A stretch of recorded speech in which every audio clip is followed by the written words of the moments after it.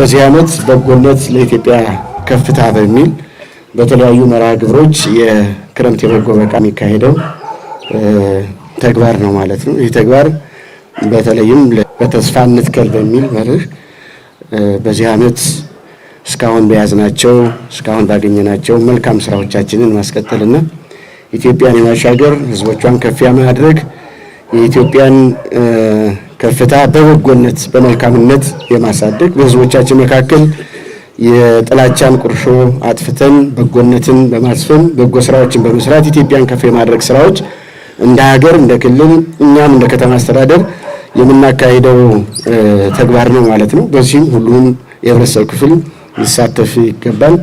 ትልቁና ዋናው ነገር በአረንጓዴ አሻራችን በከተማ አስተዳደራችን ከ10 ሚሊዮን በላይ ችግኞችን እንተክላለን ብለን አቅደን እየተንቀሳቀስን ነው። የአረንጓዴ አሻራ ጥቅም ለሁላችሁም ግልጽ ነው። አካባቢ የከባቢ አየርን ከማስተካከል አኳያ የተመናመኑ ደኖችን ከመትከል በተለይም ደግሞ የምግብ ዋስትናን ከማረጋገጥ አኳያ ሰፊ ጠቀሜታ ያለው ነው።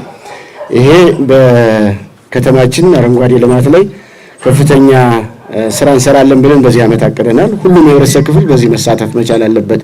ለማህበረሰቡ ለከተማ አስተዳደሩ የሚሰጠውን ጠቀሜታ በማሰብ በንቅናቄ ካሁን ጀምሮ በክረምቱ መርሃ ግብራችን በሁሉም አካባቢ ሊያስቡ የሚችሉ ለአካባቢ ገጽታ ሊያሳምሩ የሚችሉና ለምግብነት የሚያገለግሉ አትክልትና ፍራፍሬዎችን ጭምር በግቢያችን በአካባቢያችን በጋራ ቦታዎች ላይ በመትከል ይሄንን ንቅናቄ እስከ መጨረሻው ድረስ በመሄድ እቅዳችንን በማሟላት ለከተማ አስተዳደራችን ከፍተኛ አስተዋጽኦ እንደምናደርግ ይጠበቃል።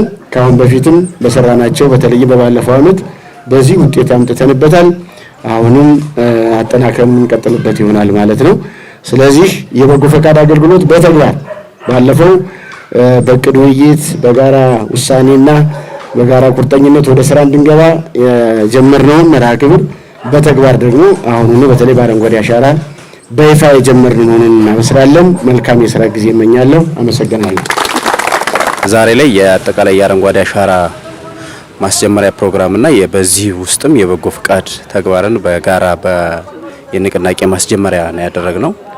በዚህ የተከላ ወቅት እንግዲህ በዚህ ዓመት እንተክላቸዋለን ብለን ያሰብናቸው ከ10 ሚሊዮን በላይ በተለያየ በደንም በፍራፍሬ ችግኞችም ተክላለን ብለን በቅድ ይዘናል። ይሄንን መሰረት አድርገን በየአካባቢው ቦታዎችን ለይተናል። ዛሬ ከተለዩት ቦታዎች የተከልንበት ቡና የተከልንበት አንደኛው ቦታችን ነው ማለት ነው። በዚህ የአካባቢው ማህበረሰብ እንዳያችሁት በንቅናቄ ወጥቶ የተከለበት ሁኔታ ነው ያለ። አጠቃላይ ለየናቸውን ችግኞች በዚህ መንገድ መንከባከብ መቻል አለብን። ከጠቀሜታቸው አኳያ በርካታ ጠቀሜታ እንዳላቸው ይታወቃል። የአየር ንብረት ለውጥን ከመቋቋም አኳያ የአፈር ለምነትን ከማስጠበቅ አኳያ በርካታ ዘርፈ ብዙ ጠቀሜታ ስላላቸው እነዚህን ዛሬ ተክለናቸዋል። ነገ ከነገ በኋላ ደግሞ መጠን ማረም መቻል አለብን።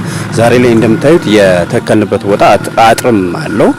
ዛሬ እዚህ ላይ የተከልነው ቡና ነው። ለቡናው የሚሆን ጥላለው ከቦታ ምርጫው ጀምሮ የተሻለ ያየንበት ነው። ይሄንን ማስቀጠል ሌሎች አካባቢ ማስፋት እንዳለብን ይሰማናል። ዛሬ ላይ የተከለው ሰው በቀጣይ መጣው ማረም አለበት እስከ መጨረሻው ድረስ። እነዚህ ኢኮኖሚካሊ ጠቀሜታው ቡናው አፍርቶ ለውጤት እስኪመጣ ድረስ ሰው መከታተል መንከባከብ አለበት የሚል መልእክት ነው ያለኝ። በአጠቃላይ ግን ምን ተክላቸውን በዚህ መንገድ መሆን እንዳለባቸው ለማህበረሰቡ መልእክት ማስተላለፍ ፈልጋለሁ። እንደ ከተማ አስተዳደር ዛሬ ያካሄድ ነው የአረንጓዴ ልማት አሻራ መርሃ ግብራችን ነው። የአረንጓዴ ልማት አሻራ ለአካባቢው የሚሰጠው ፋይዳ እጅግ በጣም የላቀ ነው። ከዚህ አንጻር ዛሬ ላይ ጀመርናቸው እንጂ የምናስቀጥልበት ሁኔታ ነው ያለው። በዚህ ዓመት በጣም በርካታ በዚህ በክረምት ወቅት የበጎ ፈቃድ ስራዎቻችን ላይ የችግኝ ተከላ ስራዎችን እናከናውናለን። በአረንጓዴ ልማት አሻራ ለአካባቢ ጽዱና ማራኪ እንዲሆን ከማድረግ ባሻገር ለአየር ንብረት ያለው ለሰው ልጅ ያለው ፋይዳ እጅግ በጣም የላቀ ስለሆነ ከሱ ጋር ተያይዞ ልዩ ትኩረት ሰጠን የምንሰራው ነው። የአረንጓዴ ልማት አሻራ ብቻ አይደለም በዚህ በክረምት በጎ ፈቃድ ስራዎች የምናከናውነው ከ17 ዘርፍ አይነት በጤናው ዘርፍ በትምህርቱ ዘርፍ በተለይ ከመጠለያ ጋር ተያይዞ በጣም በርካታ ተግባራትን እናከናውናለን። ይሄን እንግዲህ ከ119 ሚሊዮን ብር በላይ የህዝብና የመንግስትን በጀት ይታደጋል ብለን የምንለው እቅዳችን አቀደን ከ473 ሺህ ማህበረሰብ በላይ ተጠቃሚ የምናደርግበት 129 ሺህ አካባቢ የሚደርስ ዜጎችን ያሳተፈ የክረምት የበጎ ፈቃድ ስራዎችን እንሰራለን ብለን በእቅዳችን ያቀርንበት ሁኔታ ነው ያለው። ይሄን ወደ ስራ ለማስገባት ዛሬ ማስጀመሪያ መርሃ ግብራችን ነው። ይሄንን ደግሞ የበለጠ አጠናክረን የምንቀጥልበት ሁኔታ ነው ያለው። በክፍለ ከተሞች በቀበሌዎች በእቅዶቻችን ዙሪያ ለመግባባት እየፈጠርን ነው። ይሄንን ግለት ተከትለን ደግሞ በሁሉም በሀያዎቹ ቀበሌዎች ዘንድ በዚህ አመት ለየት የሚያደርገው የምንተው ቀበሌ የለም።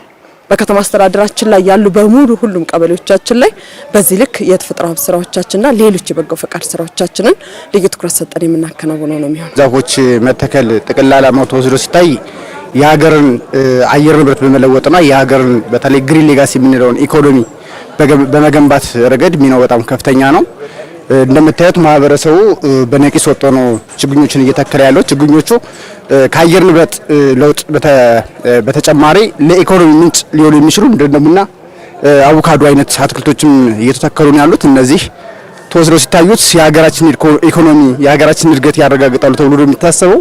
አጠቃላይ ችግኞቹ እንግዲህ ዛሬ መትከል ብቻ ሳይሆን የተተከሉ ችግኞች በየጊዜው መንከባከብ ትሪት ማድረግ ያስፈልጋል፣ ማጠር ያስፈልጋል፣ ማረም ያስፈልጋል። ዛሬ ላይ ማህበረሰቡ በነቂስ ወጥቶ ዛፎችን ቢተክልም ነገ ግን በዚህ ልክ ደግሞ መከታተልና እንዲያድጉ ማድረግ ውጤታማ እንዲሆኑ ማድረግ ከሁሉ ማህበረሰብ የሚጠበቅ ጉዳይ ስለሆነ ዛሬ እንግዲህ የዛሬውን ለዛፎች ምን ይጠይቃሉ? ኩትኳቱ ይጠይቃሉ።